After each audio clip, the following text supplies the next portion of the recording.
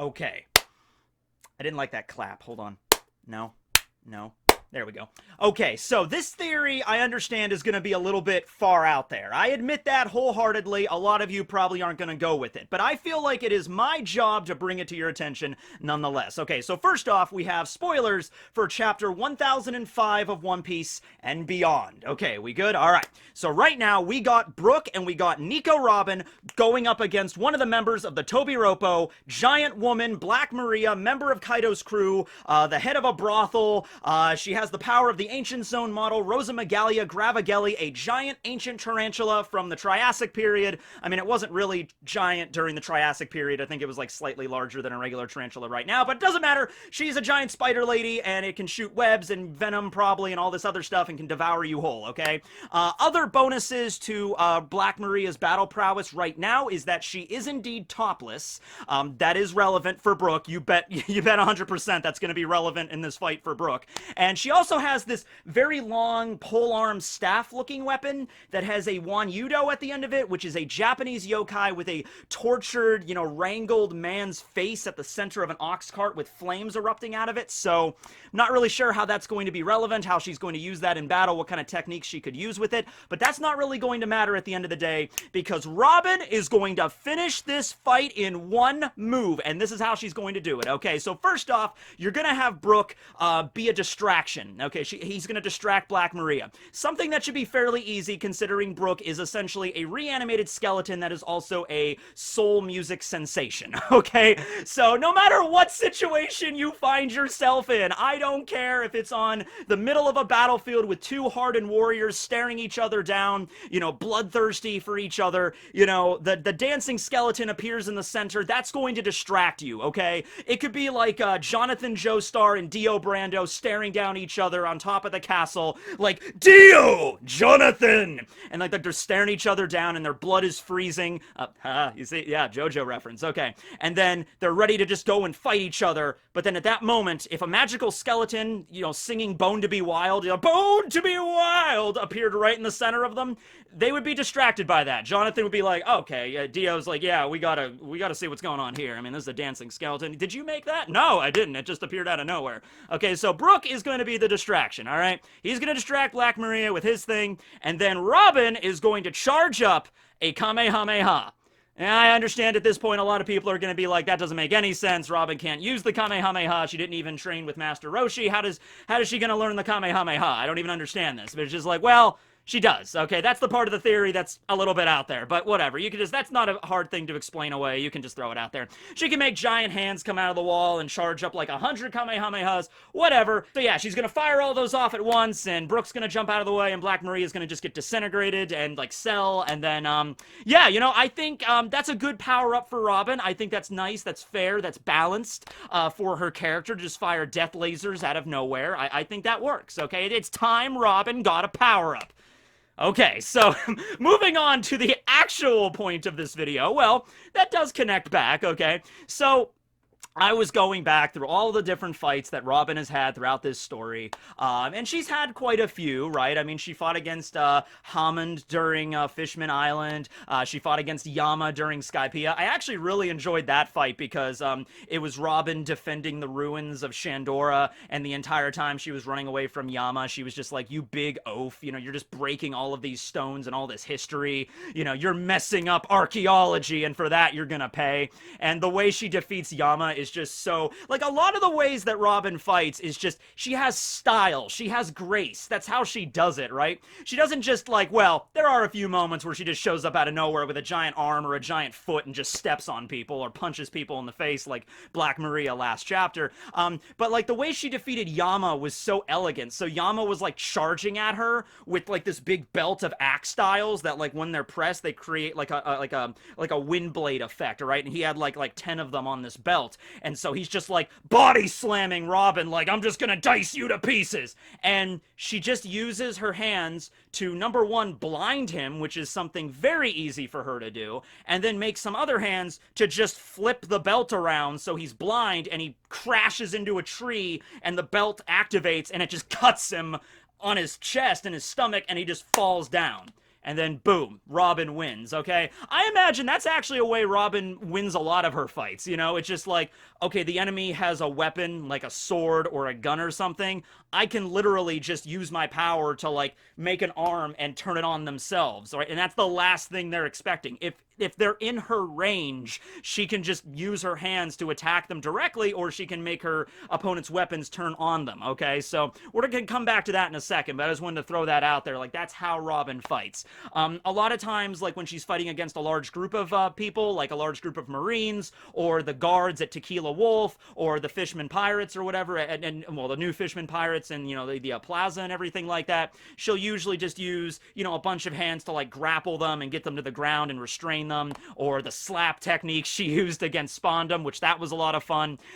So that's like taking out a large group of people that are kind of like below her level. She doesn't really need to exert a lot of effort there. But obviously Black Maria is a very strong opponent. She's a member of the Toby Roppo, so she's gonna have to kind of pull out all the stops for this. So first things first, let's talk Haki. All right, I made a video talking about Straw Hats, if they were going to get Haki, like what types of Haki they were going to get. In that video, I said that Robin's would be armament Haki, 100%. I mean, yeah, you can make arguments for observation Haki, definitely, because her fruit is honestly catered to both, really. I mean, it has the ability, and she could unlock both. I mean, it's just the way Rayleigh spoke about it. It's like, typically, there's going to be one type of Haki you're going to just kind of be, like, better at, you know, more suited to, depending on your personality and everything. And so you could learn observation and armament, but it's typically one or the other you're going to be better at. And then Conquerors, I mean, I could see, well, Luffy definitely has it. I could see Zoro getting it, maybe. Robin getting Conquerors, maybe that's going a little bit too far. But, you know, with her Devil Fruit, the Hana Hana no Mi, she can make literal eyes and ears everywhere to, like, listen in. So observation Haki would be useful to, like, augment that ability, but overall, I don't think she really has to. Now that I'm actually thinking about it, Robin kind of had observation Haki before it was cool. Before we knew what observation really was, Robin was making eyes and ears to, like, listen into conversations and see what was going on. So in that regard, she doesn't honestly even need observation Haki, right? But so armament would definitely be the thing that I would love to see Robin get. And we've already kind of had an establishment for this during Dressrosa, whenever Usopp was firing his, his attack against Sugar to save Law and Luffy. He unlocked observation Haki, like, right there at that moment, okay? And that was a few weeks or months ago in the One Piece timeline, so I like to think that when we get to Usopp's fight properly with him and Nami against Ulti in page 1, we'll maybe get a little bit more of an elaboration on that observation. Maybe he trained with it a bit. So if Oda was going to do like that, like, okay, Usopp's gonna awaken observation right here, right now, I could see him doing that with Robin. Like, Robin is going to unlock armament right here, right now against Black Maria. I think that would be a beautiful time to do it. But also, let's not forget Brook is here too. I mean, I didn't want to just focus on Robin this entire time. I mean, the video is called Robin's Power Up, so I'm gonna do that. But I just want to mention, like, a lot of this stuff also applies to Brook. You know, Brook's been alive for so long, it actually makes more sense for him to learn something like observation or armament Haki, or maybe an awakening to the Devil Fruit. We're gonna get to that as well. That's another angle I want to take this. So just keep that in mind. Like, this is a fight that's going to test both of their skills. You know, and it's going to be intense, okay? This is not going to be the kind of fight, like, what do you consider a fight exactly? Like, when Robin used her powers to, like, knock Big Mom down a flight of stairs a few chapters ago, was that considered a fight? I mean, you could say, oh yeah, Robin fought against Big Mom and won in one attack, you know? But I don't really consider that a fight. That was kind of Jinbei that kind of pushed her, and she was basically just making a conveyor belt to just lead her down the stairs, right? That'd be like if, like, Big Mom was just, like, teetering over the edge of a cliff, like, Mama, I'm going to fall! And then Robin just walked up and just, mama, you know, is that really a fight in that instance? Because you were just kind of like pushing. But so in this case, though, they're not going to be able to win really quickly or anything like that. Any strategy I think they're going to pull out right away is going to be countered by Black Maria. So even if it's like some kind of combo attack, they both pull out. Like maybe Brook tries to just freeze Black Maria with his Soul Solid, and then Robin could just make two giant hands that appear out of the ground and just boom, you know, like freaking Isaac Netero's, you know, Bodhisattva from Hunter x Hunter or whatever. He just does that. You know, maybe she could do something similar. I mean, honestly speaking, Robin has a lot of that aesthetic with, like, you know, the Bodhisattva or, like, the 100-armed, like, Guanyin or whatever. Like, that is Robin. Like, she could literally do a technique like that. You know, we saw that from Zoro with the Ashura and everything. Robin could do that too, quite easily. That could be like her ultimate technique. You know, earlier on, I was thinking it would have been really cool for Robin to make a giant version of herself to clash with Black Maria. Because we already know she can clone herself, and we already know she can make giant legs and giant arms and everything with her mille fleur, or rather, she's combining a bunch of her, like, arms together to make giant versions of them. So if she can make giant limbs and clones of herself, combine those together to make a giant clone of herself, right? I was thinking too small there. Pun. I was thinking too small there, though. Not just a giant version of Robin as she exists right now, you know. If she's making a clone and she can kind of choose the layout of how the body is going to look, make a giant version of Robin that's like the Bodhisattva, you know? So you have giant Robin. I want you to picture this. Giant Robin with her two hands, like her two normal hands, like clasped together like this, like in prayer. And then, like, 100 more giant arms coming out behind her back, and the floor, and the walls, and the ceiling, and, like Isaac Neteros, I'm just going with that now, pretty much, and in this case, yes, we're just rolling with that. You know, the giant hands come crashing down, and it might not even be, like, equal heights. Because if Robin is able to kind of control the scale at will, like when the Sunny was traveling underwater toward Fishman Island and it was about to get smashed against a reef, she made these two giant arms in the water, by the way, to push it away from the rocks, okay? So those were giant hands, right? They were like bigger than the Sunny. And then later at Fishman Island, she made those giant legs. Those are way bigger than Black Maria's body, okay? So she could not even make equal size, but it's literally, I don't know how big this room is they're fighting in, but I imagine it's pretty large, you know. So she makes a version of herself. So like Robin's this tall, Black Maria's like this tall, you know. Maybe she also gets taller when she activates the hybrid zone, so she has like the giant spider body,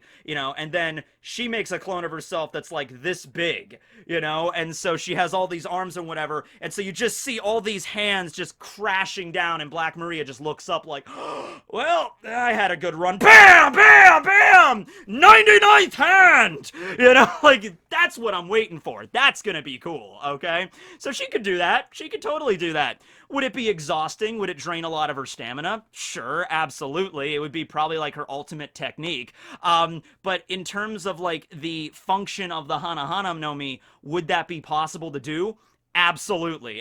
Something I did want to bring up in the review, and I forgot to, when Robin showed up on the battlefield, when she showed up to face against Black Maria, she said that, I can bloom anywhere, because Black Maria's like, how did you get past my webs? And like, I can bloom anywhere. I wanted to bring up that the Robin that actually appeared to fight alongside Brooke in the last chapter, the one that like winked at Sanji, like, thank you, that might have been one of her clones. Because Robin is also smart enough to be like, okay, I can clone myself. Like, that's an ability I have now. I think she called it the Shadow Clone Jutsu earlier on in the arc when she was up against the Oniwaban, okay? So, it would actually make sense for her to be like, okay, I'm not just going to charge right into Black Maria's lair. Brooke can go through and disable all the traps and freeze everything, but I'm going to stay back. I'm going to stay hiding behind a wall or a room or something, send a clone in. And so, at that point, when Black Maria takes the Wan Yudo pull arm and just like, bam, smashes it into Robin, and she thinks she's dead, and she's like, haha, I have won. That's what you get for crossing paths with me. And then at that moment, the giant arms just appear behind Black Maria, and just like, oh, just like, wait, you won now? Oh, I think you got that mixed up here. You know, that would have been cool too, like to do something like a fake out like that, but I wanted to mention that, okay? So the possibility of awakening Haki, realistically, if it does happen, it's probably going to be a very small thing, kind of like when Usopp activated his observation. Like, it wasn't perfected, it was just kind of giving him a little bit of a help, like a little bit of an aid in the aiming and the firing of that one shot, okay? So if it happens here with Robin, it would probably just be like Robin is like, oh, the demon in me is coming out or whatever, and she goes to punch Black Maria or do some kind of attack, and like at the briefest of moments, her arm vulcanizes, and then BAM! Hits Black Maria, knocks her back, and then it goes back to normal, and Robin's like, oh, what was that? Did I just do, oh, okay, I know what that is. That was armament Haki. Okay, I guess add that to my toolbox now. That's going to be fun. Also, I mean, Black Maria is not a Logia, so it's not like there's a requirement to fight her with armament. Like, if Black Maria was a Logia, and Robin and Brooke were still fighting her, like the same way, the same setup as last chapter, except she's a spider Logia. She turns into nothing but spiders. If it was something like that, I'd be like, okay, she definitely has to awaken armament for this fight. But it's not a requirement, but it would definitely help, absolutely. Or Brooke could awaken it too. Let's move on to that, considering we're talking about awakening things now. Okay, so awakening devil fruits has always been a very popular discussion. I have several videos on the channel about that.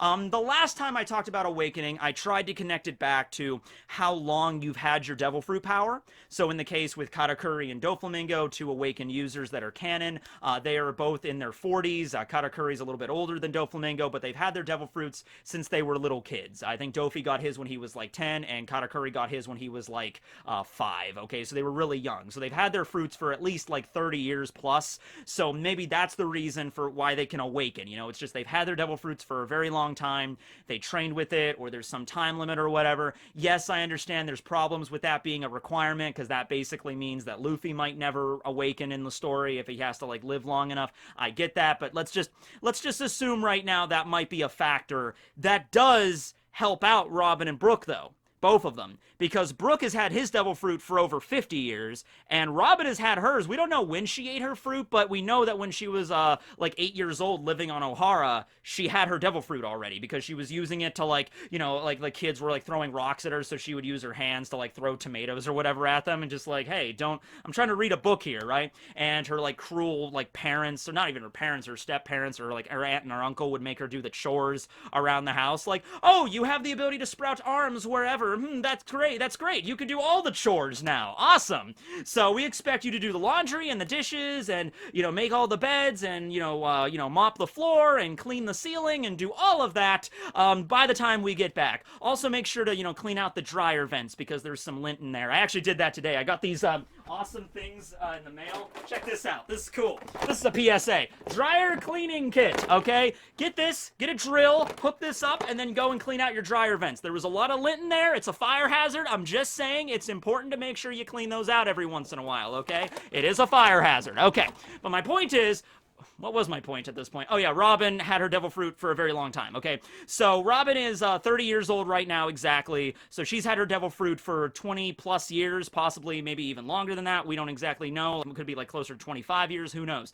But Brooke has had his for 50, all right? Now, Brooke, I think the reason Brooke has had it for so long but has not awakened yet, or if you want to say that moment during, you know, Totland when he took out the guitar and, like, the giant demon, like, that was his awakening, or maybe the fact that he could just, you know, create his soul and have it leave his body, maybe that could be the awakening, because that is affecting other things, you know, it's not just affecting his body, he can have his soul leave the body and interact with other things. That could be the awakening of itself, but he didn't awaken that power until after the time skip, and I think the reason for that was he was such in, like, a depressive, you know, mire, because, you know, he was on a boat for 50 years with the corpses of his friends. He had really no desire or anything to do anything. He was just like, oh, this is my existence now. And after a while, he just kind of gave up.